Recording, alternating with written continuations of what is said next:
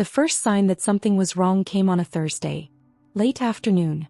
The kind of spring day in Albuquerque where the sun hits the floor tiles in long golden streaks, and you feel like the world is holding its breath before summer arrives.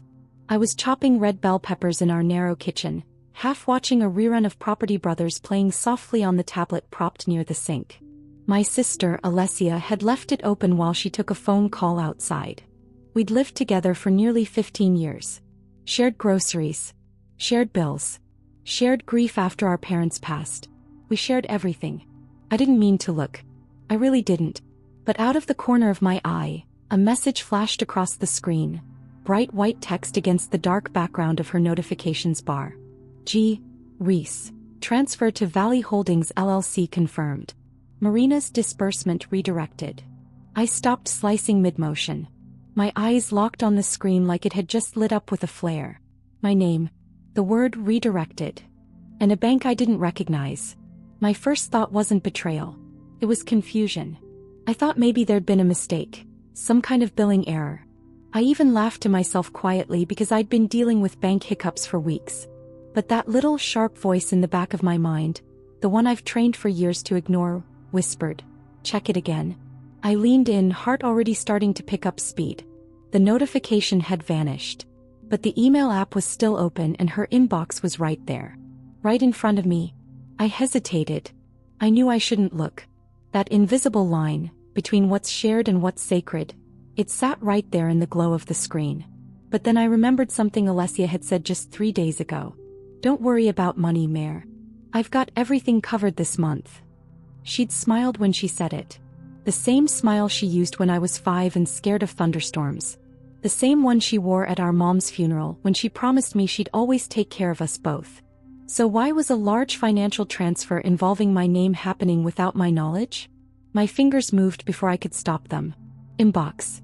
Search. Valley Holdings. What came up first was a thread. 6 emails long. The subject line, Next Steps, Consolidation Strategy. I clicked. And there was. Marina won't contest. He trusts me completely. I'll handle the rollover before she sees the statements. I felt my whole body still. My name, my sister. Talking about hiding something. Something involving money I didn't know was even mine. Outside the kitchen window I could hear Alessia's voice. Muffled, professional, bright. She was pacing under the peach tree in the backyard talking to someone on speakerphone. She laughed. And I felt like I was underwater. Like the air had thickened and I was suddenly gasping through it. The house we shared felt unfamiliar all at once. The mismatched chairs, the chipped tile, the framed photos of us in Sedona and Santa Fe. A life we had built together. Or so I thought. For the first time in years I felt like a guest in my own home. And I hadn't even opened the worst email yet. That night I didn't sleep.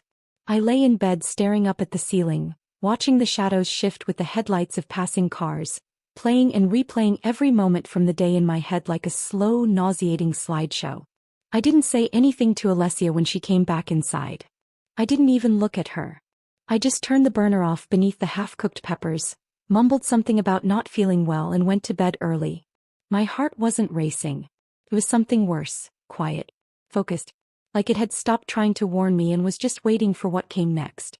At 2 a.m. I got up and padded into the living room in my socks.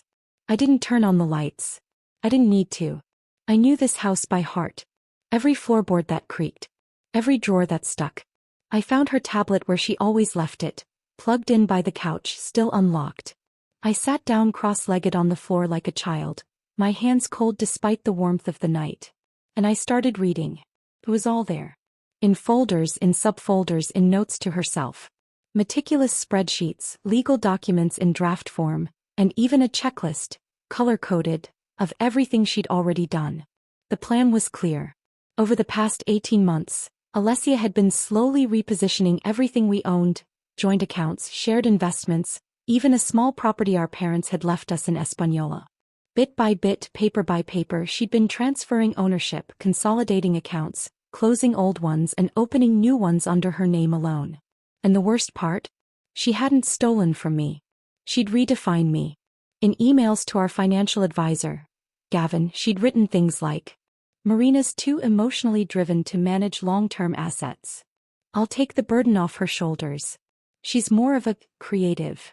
She's never shown interest in the finances. She won't even notice. It was like I'd been cast in a role I didn't audition for. The dreamy little sister. Sweet. Irresponsible. A burden to be managed. She spoke about me like I was a child she'd been saddled with. But I wasn't helpless. I just trusted her. I just believed the story she told. That we were partners, that she had my back, that we were in this life together because we chose to be, not because I was someone to manage. My stomach churned. I'd spent the last 15 years building a quiet, careful life alongside her. I'd taught art to kids who never believed in themselves until I put a brush in their hand. I'd organized mural projects that turned forgotten walls into color and light. I'd made a difference. But to Alessia I was nothing more than a liability. I clicked into a document titled simply, Transition Plan Final Phase. It was a timeline. Every week accounted for. Tasks labeled completed or pending. The current week? Full transfer of Mar House share to LLC. Emergency fund reclassified. Next week? Reassure M. Emotional check-in. Mention therapy again. I stared at that line for a long time. Mention therapy again. She wasn't just stealing from me. She was preparing a story. A narrative. One where I wasn't competent enough to question her. One where any resistance I showed could be dismissed as emotional instability. One where she walked away with everything, and I was left confused and alone, unsure of what had even happened. And the terrifying thing was, it might have worked. If I hadn't seen that one notification, if I hadn't opened that one thread, I might have believed her. I might have thanked her for it. But now the mask had slipped. And what was underneath wasn't my sister. It was something else entirely. I didn't confront her the next morning. That was the hardest part. Pouring her coffee, smiling when she asked if I'd slept better, nodding along while she told me Gavin had called about a minor paperwork thing. I studied her face as she talked. The warm tone, the soft eyes, the way she said my name like it was a secret only she was allowed to speak aloud. It was masterful. He was so good at pretending. And I realized then, this wasn't new. This wasn't a sudden betrayal. This was just the first time I'd caught her in the act. I started seeing things differently, like I was rewatching a movie and noticing the hidden clues for the first time. The time she offered to handle our parents' will because it would just stress me out. The way she insisted I put her name on the school mural commission checks for tax reasons. The apartment lease, the joint account, the passive comments when I mentioned dating or moving out. Are you sure that's a good idea, Mayor? You know how easily you get overwhelmed. It's just easier this way. I'll take care of it. Take care of it. Take care of me. Like I was a fragile thing that needed managing. Like I should be grateful for all she did, for shielding me from the world I was apparently too soft to face alone. But I wasn't fragile. I wasn't weak. I was just used to shrinking so she could shine. That realization didn't come all at once. Came in waves, soft and steady like erosion. I began pulling away the layers of our shared life and seeing the structure underneath. The subtle power shifts. The way her version of events always became the version. Her memory more persuasive than my own. There was a word for this. Gaslighting. I didn't want to believe it. Not about Alessia. Not about my sister. But it was all there. In emails, in calendar notes, in spreadsheets titled things like burden allocation and exit prep. She was planning to leave me behind. The final line in one of her notes stopped me cold. Need to nudge Marina into therapy to establish emotional instability history. May/June. Critical for transition optics. Optics. Like I was a public relations problem to be managed. I sat there on the floor of our living room, surrounded by all the objects we'd collected over a decade. Throw pillows, old board games, dried lavender bundles from Santa Fe, and felt nothing. Not grief. Not anger. Just a vast, echoing silence where love used to be. That's when I understood. This wasn't just about money. It wasn't just betrayal. This was identity theft on a soul-deep level. She wasn't just stealing what I had. He was trying to rewrite who I was. But she'd made one mistake. She'd written everything down. Downtown every Friday like clockwork. I watched from the window as her car pulled away, a familiar ritual that now felt loaded with menace. As soon as she was gone, I locked the door behind her and pulled out my phone. I'd never done anything like this before. Never snooped, never spied, never recorded anyone. But something in me had shifted. Whatever part of me used to worry about crossing boundaries had been burned away. She had already crossed every line. Now I was protecting myself. I grabbed her tablet and plugged in my external drive. I moved methodically, screenshotting every damning email, every PDF, every spreadsheet with my name in it. I opened her financial folders and found dozens of documents, some with names I recognized, some I didn't. Asset transfer timeline, restructure final, post-separation projections. Every document I opened made my stomach twist a little tighter. There were even scripts. Actual scripts. If Marina asks, remind her how stressed she's been. Offer to help. Suggest therapy again. Keep her calm. It was more than controlling. It was calculated. Like she was rehearsing a role and I was the clueless supporting character meant to walk right into her version of events. I found emails to Gavin where she described me as erratic and financially unpredictable. She wrote that she was concerned Marina might spiral if asked to handle too much too quickly.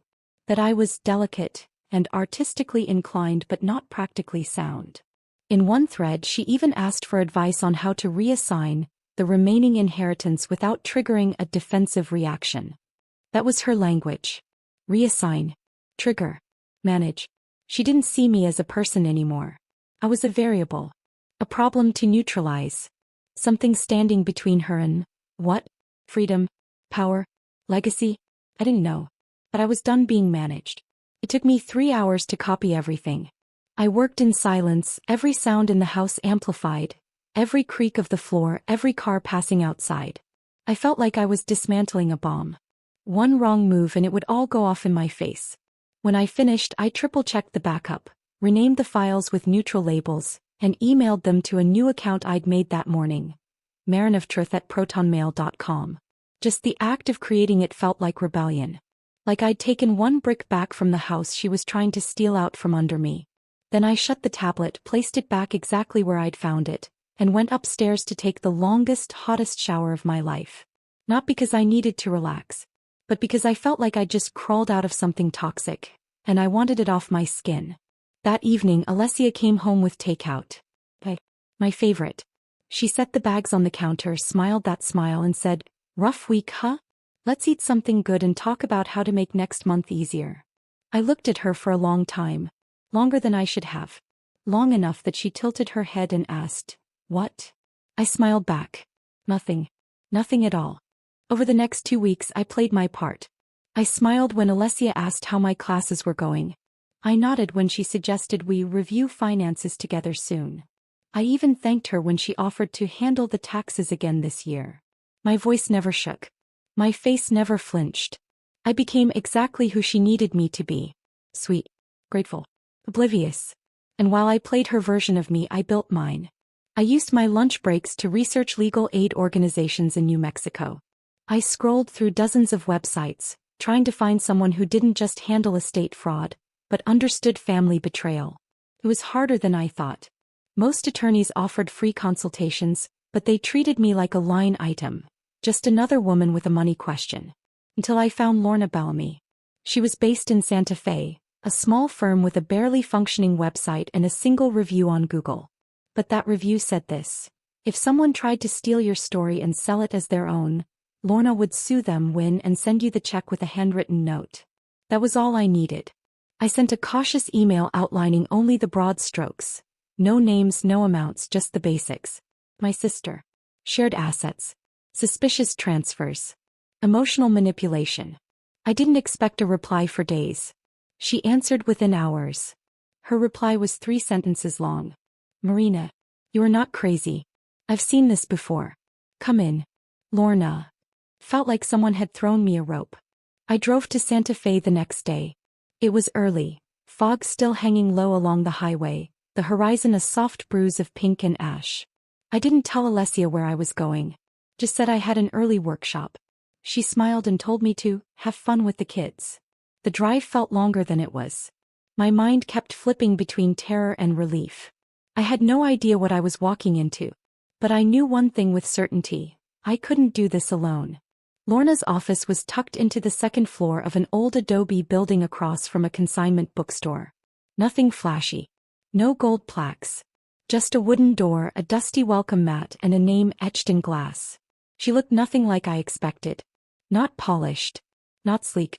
She wore jeans, thick silver jewelry, and an oversized cardigan that looked like it had been through more than one courtroom.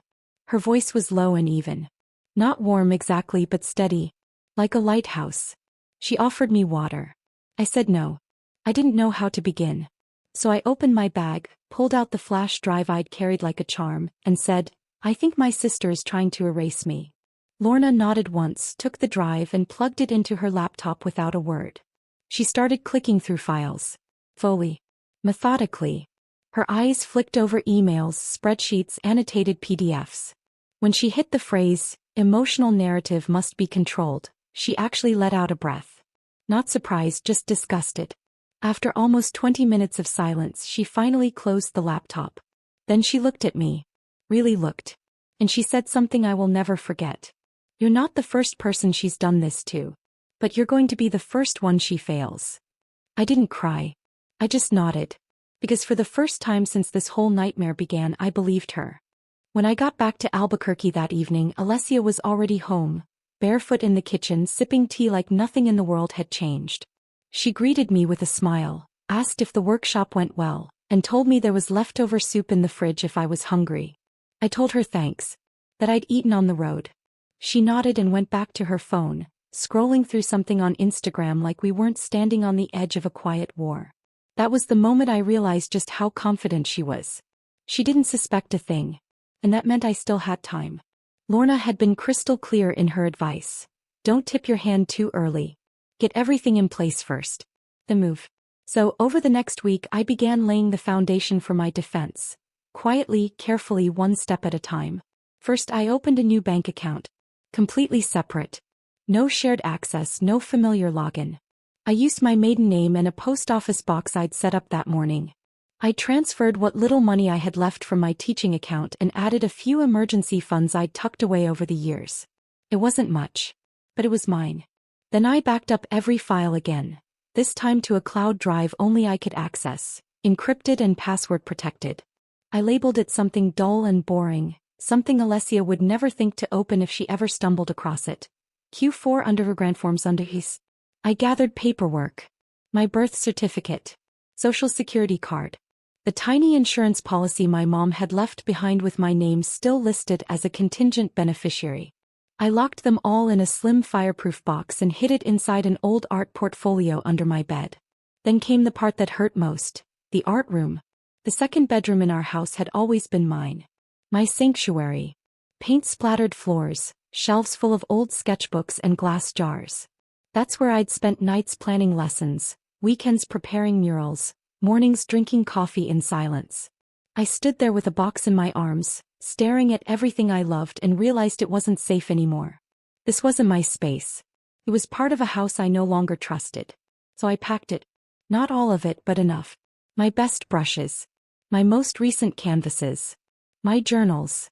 The framed photo of me and my mom at the Santa Fe Art Walk the year before she died. I took them all to a small rented storage unit on the edge of town.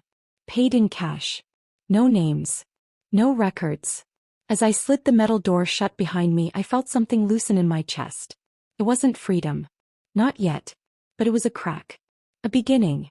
At night, I lay in bed listening to Alessia's soft breathing through the shared wall and wondered if she ever second-guessed herself. If she ever looked at me and remembered I was her sister. If she ever felt even a flicker of guilt. She did, she never showed it. She still made me coffee in the mornings. Still reminded me to water the herbs. Still kissed the top of my head before leaving the house like nothing at all had changed. But it had. She didn't know it yet. But I was no longer standing still. It happened on a Sunday. We were sitting in the living room, late afternoon sun painting gold across the walls. Everything quiet except for the soft hum of the dishwasher and the occasional creak of wood cooling from the day's heat. Alessia was flipping through a design magazine, legs tucked beneath her, calm and perfectly at home. And I realized watching her she really believed this was going to work. That I would never know. That I would never fight. That I would thank her eventually for saving me from myself. She closed the magazine and looked over at me. "You've seemed a little off lately," she said, voice gentle, almost sisterly. "Everything okay?" I held her gaze. For a moment, just long enough to make her shift slightly. Then I smiled. I'm fine. Just tired, I think. She nodded, eyes narrowing for a split second. He was reading me. He always had. Alessia could sniff out a lie with surgical precision. But now I had the advantage because this time the lie was hers. And I wasn't tired. I was aware. She let the subject drop, but later that night I heard her on the phone. Her voice was hushed but deliberate, talking to Gavin or someone else in her circle of allies. I couldn't make out every word, but one phrase slipped through like a razor through paper. She's still in the fog. No need to rush anything. The fog. That's what she called my trust. My loyalty. My blindness. A fog. I wanted to storm in and scream the truth. Tell her I'd seen every spreadsheet, every draft email, every memo she'd written about my so-called emotional unreliability. I wanted her to feel the fear I'd lived with every hour since the truth had landed in my lap like a grenade. But I didn't. Because that's what she expected. A burst. A breakdown. An emotional storm she could use as more proof. Instead, I turned and walked away from her door. Quiet as a ghost. The next day I called Lorna and said one word, ready. She didn't ask for details. Just told me to come in. In her office I handed over the second drive. The one with updated files, timestamps, new emails that had come in since our last meeting. Her assistant took it silently and Lorna nodded, scribbling notes into a yellow legal pad as I spoke. When I finished she leaned back and said, she's escalating in subtle ways. It's control disguised as concern. But she's losing grip. That's when they start to panic. Is it too soon to act? I asked. I'm not afraid. I just want to be smart. You're being very smart, she said. But we're almost at the edge. When people like your sister sense they're about to lose the narrative, they don't just let go, they tighten their hold. Then what do I do? Lorna's smile was sharp. Not cruel but precise. Like the smile of someone who'd stood beside women like me for years and knew exactly how this story went. You take the narrative back before she realizes it's not hers anymore. I left the office with a new folder in my bag. Documents Lorna had prepared, financial forms, preliminary filings I hadn't even realized were possible. The beginning of a legal firewall. I felt like I was carrying a sword in paper form. When I got home that night, Alessia was at the table. 2 plates set. Pasta. Garlic bread. A bottle of wine already uncorked. She looked up and smiled. Dinner. Figured we needed something nice. I smiled back. She didn't know it, but this was the last quiet meal we would ever share. And I would let her savor every bite. 3 days later, the first blow came from my side. Lorna filed the initial legal motion that morning. Sealed, discreet, and thoroughly documented. It wasn't a lawsuit. Not yet. It was something quieter. A protective freeze on all shared assets tied to the estate and joint accounts. Just a legal pause. Nothing dramatic. Nothing Alessia would even notice for a few days. But to me it felt like a declaration. This is my story now. That same afternoon I visited our parents' old property in Espanola. The one Alessia had been quietly working to shift into her name. I hadn't been there in years. The old adobe was still weathered and worn, but it was ours. It smelled like the ghosts of tamales and sun-baked cedar. Standing there, I remembered my mother's voice echoing through the kitchen. The way she used to tell us, what you grow in this life, girls, better be something you're willing to water when it wilts. Alessia had forgotten that. I hadn't. I took photos of the property. Documented every inch. Sent them to Lorna, who was already preparing a hold on the deed transfer Alessia had initiated without my knowledge. Apparently, my signature had been forged, something we could prove in court with handwriting analysis. The paper trail was damning. And still Alessia didn't know. He was too busy playing the part of the doting sister. That night she knocked on my bedroom door, something she hadn't done in years. You have a minute? She asked, holding 2 mugs of tea. Hers was chamomile. Mine was, as always, peppermint. I let her in. She sat on the edge of my bed like we were teenagers again, talking about boys and homework and what the future might hold.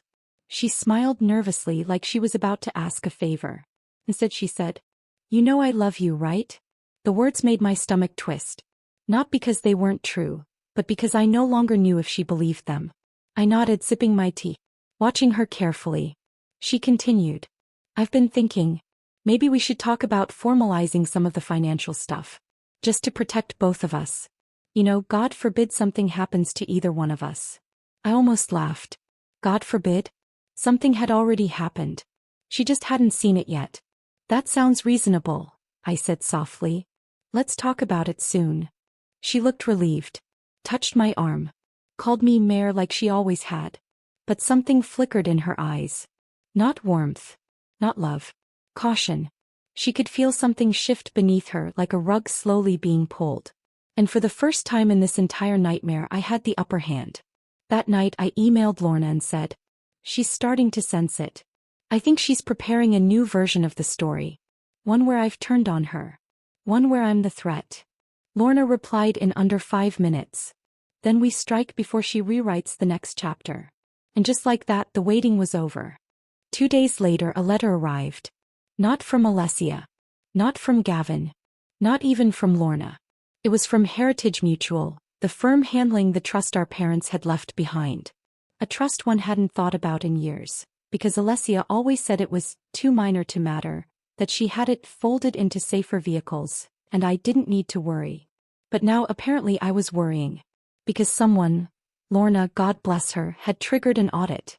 And the audit had questions. According to the letter, over $28,000 in maintenance transfers had been moved out of the trust in the past 14 months. All authorized by Alessia. None with my consent. I held the letter in my hand and thought, she really did it. She really thought I'd never ask. That evening I set the letter on the kitchen counter while Alessia was out running errands. Just left it there by her keys, where I knew she'd see it the moment she walked in. And then I waited. 20 minutes later I heard her car pull into the driveway. The sound of the door closing. Footsteps on tile. The cheerful jangle of keys. Then silence. Longer than usual. She must have seen the envelope. I was in the dining room pretending to sketch. An open journal in front of me, pencil idle in my hand. My pulse tapped behind my ribs like a slow warning drum. I could feel her watching me before she said a word. When she finally spoke, her voice was cool. Practiced. "Did you open this?" she asked. I looked up. Met her eyes. "It had my name on it," I said. "So yes. I did." She blinked just once. "You should have asked me first." "No," I said quietly. "You should have told me first." A beat of silence passed. Then another. And in that space something broke. The facade. The script. She set the envelope down. Smoothed the corners. Tilted her head, eyes sharp now, glinting, not soft. "Mare," she said, her voice lower, slower, "you've been under a lot of pressure lately. Teaching. That mural project. I think maybe you're misreading things." There was the pivot. From guilt to gaslight. But this time it didn't work. Because this time I had the receipts. I stood up calm. Walked to the cabinet. Pulled down a folder I'd hidden behind a stack of cookbooks. And laid it gently beside the envelope. Inside. Copies of the asset transfers. Bank statements. Gavin's emails. Legal memos she thought I'd never see. Alessia didn't move. She didn't speak. Just stared at the folder like it was ticking. "I know," I said simply. And for the first time since this entire thing began, my sister had nothing to say. She didn't deny it. She didn't explain. She didn't even apologize. She just picked up the envelope again and walked out of the room. Not a storm. Not a scream. Just a door closing softly behind her, and the distant sound of her footsteps going upstairs. And I knew exactly what she was doing, rewriting the script in her head. A new version where she was the victim and I was the unstable one. The betrayer. The threat. But it was too late. The story was already out of her hands. The first real consequence came 3 days later. It wasn't dramatic. No police at the door, no headlines, no courtroom fireworks. Just a quiet call from Gavin's assistant, left on Alessia's voicemail while I stood in the next room, pretending not to hear every word. "Hi Alessia. We received notice from Ms. Valencia's legal representative regarding a pause on further account activity. We'll need both parties present for any future disbursements. Call me back when you can. Gavin's out of town, but he'll want to talk." When she played it back, she didn't know I could hear. But I did. And she knew I did. That night we passed each other in the hallway like strangers. No eye contact. No small talk. The air between us had turned heavy, electric, waiting to snap. By the next morning she was up early, dressed sharply, black slacks, blazer heels. I hadn't seen her wear anything but yoga pants and linen tops in months. She looked like a woman heading into battle. Or one trying to reclaim a crumbling empire. Going somewhere? I asked. She barely glanced at me. Meeting. With Gavin. I added, knowing full well the answer. She paused.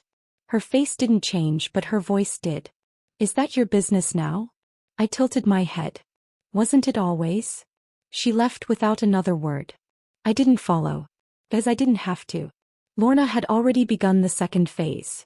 An official request for accounting records from all shared assets. Filed cleanly. Quietly. But legally binding.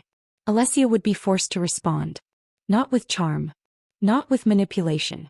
With facts. And facts were her Achilles heel. Over the next few days the cracks grew wider. Gavin stopped returning her calls. I know this because I intercepted one. He called the house landline looking for Marina. His tone was neutral. Courteous. Professional. But distant.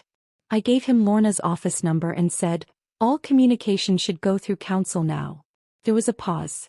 Then a simple low, understood. When I hung up I sat still for a full minute. Not in fear, but in something that felt dangerously close to satisfaction. Alessia's world was shrinking.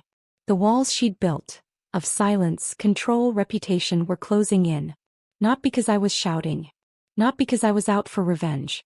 But because the truth, once visible, doesn't retreat back into darkness. It keeps shining. That Friday she confronted me. I was in the kitchen making tea again. Always tea. As if warm water could soften any kind of blow. She stood in the doorway, arms crossed, that same calm fury I'd come to recognize in her. Surgical, almost elegant. I saw what you did, she said. I didn't turn around. Just stirred my cup slowly. Which part? I asked. Her voice dropped an octave. Don't play dumb. I set the spoon down. Turned to face her. You stole from me, Alessia. You rewrote my life behind my back. And you expected me to thank you for it. I protected you. No, I said. You erased me. Piece by piece. And I let you. But that ends now. She blinked. That was the real wound, not the files, not the filings. My defiance. For the first time she realized I wasn't afraid of her anymore. And that terrified her. He didn't yell. Didn't beg. Just turned and left. The next morning I found her key on the kitchen counter. She was gone. But the damage wasn't. And neither was I. The house was quieter after she left. Not peaceful. Not yet. Just quiet in a way that felt unnatural, like the silence after a thunderstorm. Everything still trembling from the sound but no longer under threat. She didn't leave a note. Just the key, a few empty hangers and a meticulously cleared closet. Her room looked more like a hotel now. Impersonal, stripped clean, no trace that she'd ever curled up on that bed and called me Mare, while pretending we were still close. And yet, I felt her everywhere. In the pantry labels. In the way the thermostat was always 2 degrees lower than I liked. In the rows of color-coded folders she'd built our life around. She had constructed this house like a machine. Orderly, intentional, precise. Now the gears had stopped turning. And all that was left was the mess they'd been hiding. The Monday after her departure, I sat down across from Lorna in her office and signed a series of documents that felt more like severing limbs than moving papers. Revocation of power of attorney. Reinstatement of sole trustee status. Motion to restore frozen personal assets. And one final filing.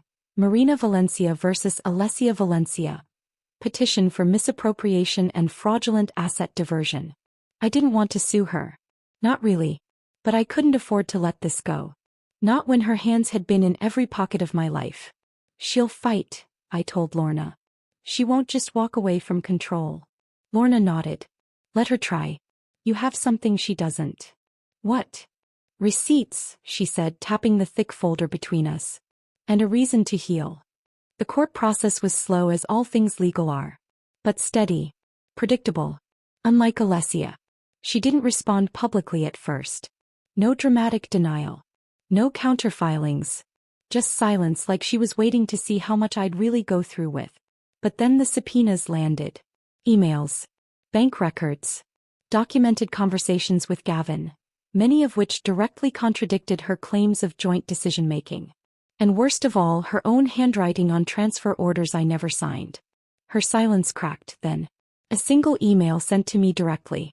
Subject line, "You really want to do this?" I read it 3 times before replying. One word, yes. After that, things moved fast. A judge granted a full financial audit of all trust-related assets. Gavin's firm, now aware they'd been manipulated, began cooperating. The court discovered not just unethical behavior, but potentially criminal misrepresentation of fiduciary responsibility. And just like that, her story collapsed. She couldn't spin her way out of documents. She couldn't charm her way around timelines. She couldn't label me unstable when a court-appointed forensic accountant stated, on record, that Alessia had demonstrated patterns of strategic financial control and personal suppression of co-beneficiary rights. I didn't cry when I heard that. I just exhaled. Fully. For the first time in what felt like years. Lorna looked over at me across the courthouse conference table, her voice low and firm. "She underestimated you. That was her first mistake." "She knew me," I whispered. "No," Lorna corrected gently.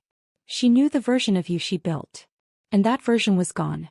The final ruling came in early June.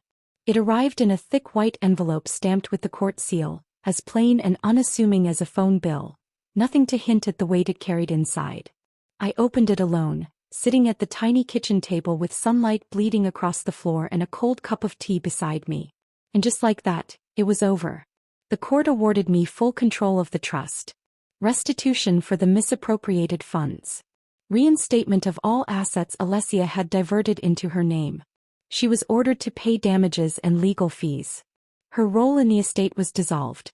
And most importantly, the ruling formally acknowledged intentional manipulation and coercive financial behavior on her part. It wasn't just a victory on paper. It was proof I hadn't imagined it. I wasn't the delicate sister. The confused one. The one who needed managing. I was the one who saw the truth and did something about it. Alessia never responded directly. No apology. No appeal. Just another silence, this one final and strangely welcome. I heard she left Albuquerque and moved north. I didn't follow. I didn't need to. Some stories don't end with reconciliation. Some just end. And in that ending there's a kind of peace. I kept the house for a while. Not because I loved it, but because I needed to take back every inch of space she'd quietly claimed as hers. I repainted the kitchen walls. Donated her matching dishware. Turned her spotless office into a messy, joy-filled studio. I started painting again, really painting. Not just for my students. For me. With noise and color and freedom. And in July, I opened my first solo exhibit. It was small, just a dozen pieces in a co-op gallery near Old Town. But every canvas told a version of this story. Each one was signed not just with my name, but with my full name. Marina Elena Valencia. The one I stopped using years ago when Alessia said it was too long, too much. Not anymore. People ask me sometimes if I miss her. And the truth is, sometimes yes. I miss the version of her I thought was real. The sister I believed loved me without agenda. The late night talks, the shared meals, the safety. But now I understand something deeper. Love without respect is not love. And partnership without trust is just a cage you decorate nicely. The life I have now isn't the one I planned. It's better. It's mine. And this story, this one I wrote myself.